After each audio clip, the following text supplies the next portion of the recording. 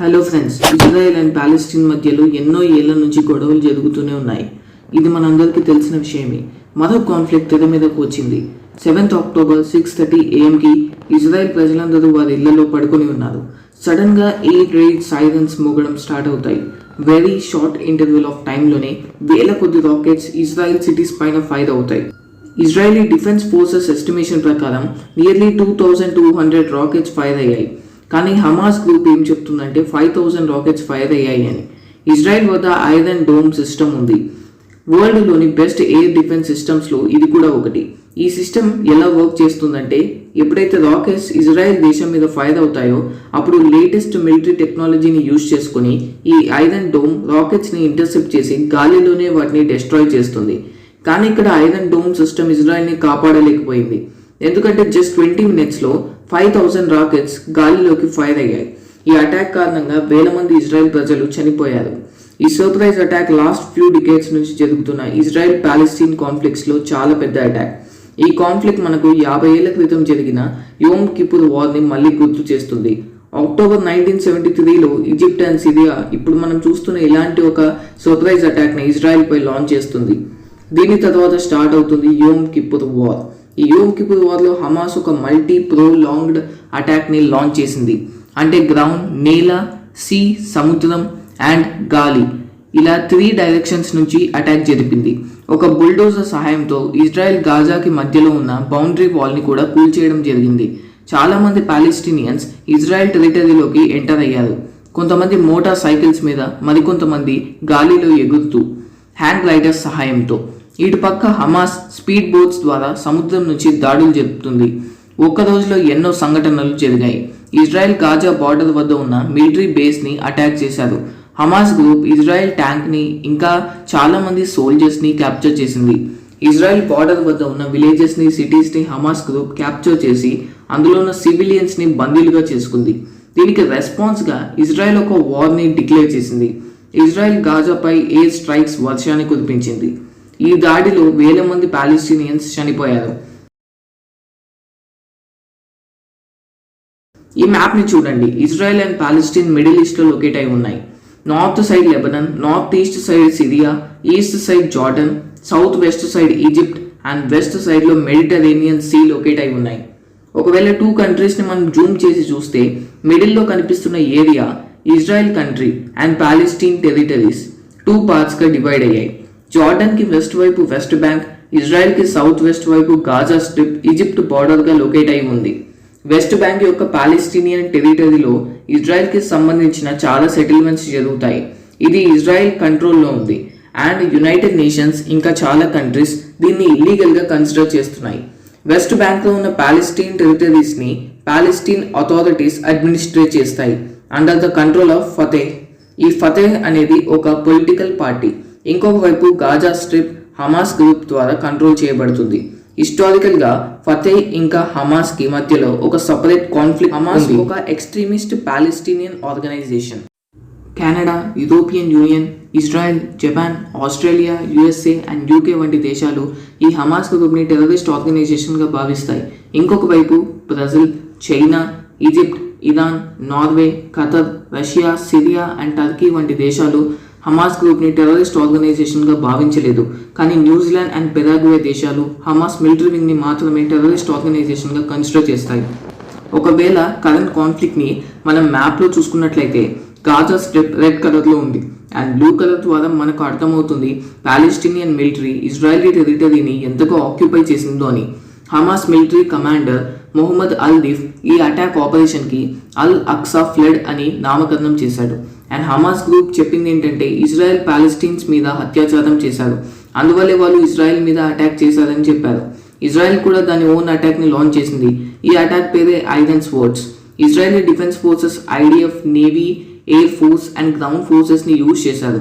దాంతోపాటు గాజాలో డ్రోన్ స్ట్రైక్స్ని కూడా వీళ్ళు లాంచ్ చేశారు. ఇజ్రాయెల్స్ ఎనర్జీ మినిస్టర్ గాజాలో ఎలక్ట్రిసిటీని కట్ చేయమని ఆర్డర్ వేశాడు. చాలా వరకు గాజాకి ఎలక్ట్రిసిటీ ఇజ్రాయెల్ నుంచే సప్లై అవుతుంది. Israeli prime minister Benjamin Netanyahu ఒక టెలివిజన్ అడ్రస్లో చెప్పాడు, citizens of Israel we are at war అని. ప్రెసిడెంట్ అన్నారు, ఎనిమీస్, శత్రువులు ఒక అన్ప్రెసిడెంటెడ్ ప్రైజ్ని పే చేయాల్సి ఉంటుంది అని. డిఫెన్స్ మినిస్టర్ ఏం చెప్పాడంటే హమాస్ ఒక పెద్ద మిస్టేక్ చేసిందని, ఈ వార్లో ఇజ్రాయెల్ గెలుస్తుందని. ఈ కాన్ఫ్లిక్ట్లో చెప్పుకోదగ్గ విషయం ఏంటంటే Mossad, the world famous Israeli intelligence agency, ఈ అటాక్ని ఇంటర్సెప్ట్ చేయడంలో ఫెయిల్ అయింది.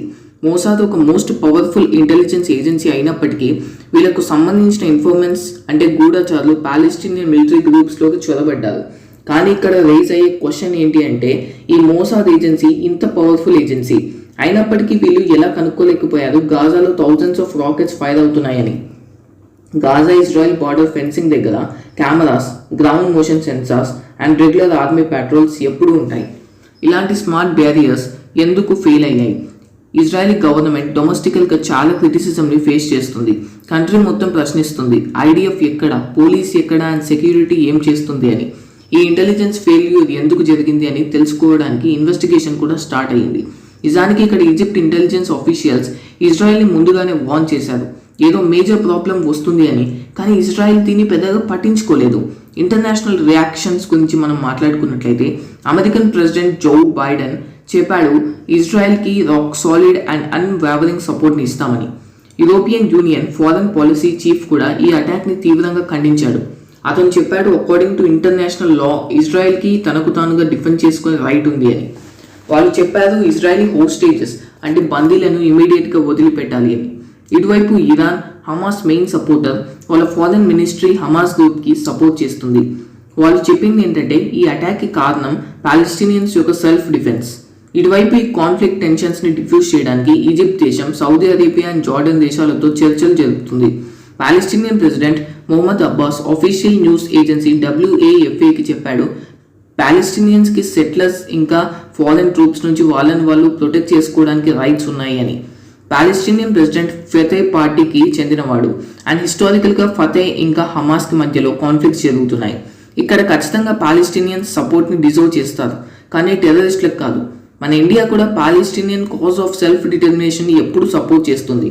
ప్రైమ్ మినిస్టర్ ఇందిరా గాంధీ కావచ్చు, రాజీవ్ గాంధీ కావచ్చు, అటల్ బిహారీ వాజ్పేయి కావచ్చు, Manmohan Singh or prime minister Narendra Modi కూడా కావచ్చు, అందరూ పాలెస్టీనియన్స్ని సపోర్ట్ చేశారు. PM Modi first Indian prime minister ఎవరైతే పాలెస్టీన్ని విజిట్ చేశారో and at the same time PM Modi innocent Israel victims and వాళ్ళ ఫ్యామిలీస్పై సానుభూతిని కూడా తెలిపాడు. ఈ హమాస్ యాక్షన్స్ ఎంత ఘోరంగా ఉంటాయి అంటే వీటికి సంబంధించిన చాలా డిస్టర్బింగ్ వీడియోస్ సోషల్ మీడియాలో చక్కర్లు కొడుతున్నాయి. వీటిని కనీసం ఎక్స్ప్లెయిన్ కూడా చేయలేం. కానీ సిగ్గుచేటు విషయం ఏంటంటే ఈ హమాస్ గ్రూప్ టెర్రరిస్టులను కూడా కొంతమంది ఫ్రీడమ్ ఫైటర్స్గా భావిస్తున్నారు. పాలెస్టీన్లో కామన్ పీపుల్కి ఇంజస్టిస్ జరుగుతుంది, అది నిజమే. కానీ ఇజ్రాయెల్ కామన్ పీపుల్ని టెర్రరిస్టులు చంపడం ఇలాంటి విషయాన్ని మనం ఎప్పటికీ జస్టిఫై చేయలేం. హమాస్ ఒక designated terrorist organisation and Israel ఒక పవర్ఫుల్ అండ్ ప్రాపర్ డెమోక్రటిక్ ఉన్న కంట్రీ. దీని కారణంగా ఇజ్రాయెల్ దాని పవర్స్ని రెస్పాన్సిబుల్గా వాడాలి. ఒకవైపు ప్రజలు పాలెస్టీన్ దేశాన్ని మొత్తం డెస్ట్రాయ్ చేస్తే దాన్ని చూసి ఆనందించే వాళ్ళు ఉన్నారు, సెలబ్రేట్ చేసుకునే వాళ్ళు ఉన్నారు. పాలెస్టీన్స్ ఒక్కరు కూడా బ్రతకకూడదు. ఇలాంటి ప్రజలు అసలు పాలెస్టీన్లో ఉన్న అమాయక ప్రజల గురించి ఆలోచించరు. ఇంకొక వైపు కొంతమంది ప్రజలు ఉన్నారు, వీళ్ళు హమాస్ టెర్రరిస్టులకు సపోర్ట్ చేస్తారు. ఇజ్రాయెల్ మీద అటాక్ చేయడంతో వీళ్ళు సంతోషిస్తారు. వీళ్ళ కమెంట్స్ ఏంటి అంటే ఇజ్రాయెల్ డెస్ట్రాయ్ అయిపోవాలి, ఇజ్రాయెల్లో ఒక్కరు కూడా మిగలకూడదు. మీరు సోషల్ మీడియాలో ఇలాంటి కమెంట్స్ని చూసినప్పుడు గుర్తు తెచ్చుకోండి, మనం మనుషులం, రక్తాన్ని తాగే వ్యాంపైర్స్ కాదు. వార్ జరుగుతున్న స్థలానికి ఎంతో దూరంలో కొన్ని వేల కిలోమీటర్ల దూరంలో కూర్చొని వార్ మాంగరింగ్ చేయడం చాలా ఈజీ. కానీ ఆ సిచ్యువేషన్లో ఆ స్థలంలో మనం ఉంటే ఒక్కసారి ఆలోచించండి. ఇజ్రాయెల్ దాడులను చాలా రెస్పాన్సిబుల్గా చేస్తుంది. రీసెంట్గా ఇజ్రాయెల్ ఒక 14 స్టోరీ బిల్డింగ్ మీద అటాక్ చేసింది. కానీ దానికంటే ముందు ఇజ్రాయెల్ ఆ బిల్డింగ్లో ఉండే వాళ్లకు ఒక వార్నింగ్ ఇచ్చింది, ఇంకాసేపట్లో ఈ బిల్డింగ్ పై ఫైరింగ్ జరుగుతుంది అని. ఏది ఏమైతేనే ఈ రెండు కంట్రీస్ మధ్యలో శాంతి నెలకొనాలని ఆశిద్దాం. కానీ కరెంట్ సిచ్యువేషన్ చూస్తుంటే ఈ వార్ చాలా రోజుల వరకు కొనసాగేటట్లుగా ఉంది. Thanks for watching.